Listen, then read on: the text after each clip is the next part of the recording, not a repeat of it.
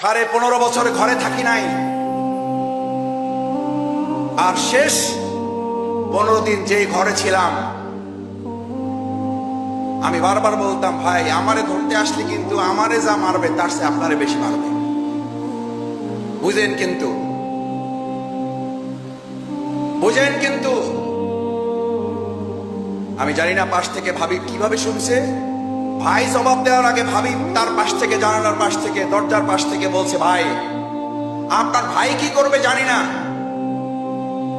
যদি আমার ঘরে কেউ অন্যায় ভাবে প্রবেশ করতে চায়, আমার এমনি 2টা দাঁত একটা বডি আছে।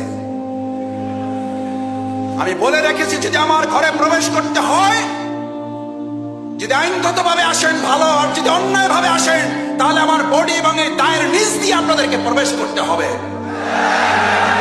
এইরকম মা, খালা, বাবা, চাচা, দাদা, নানি যে ভালো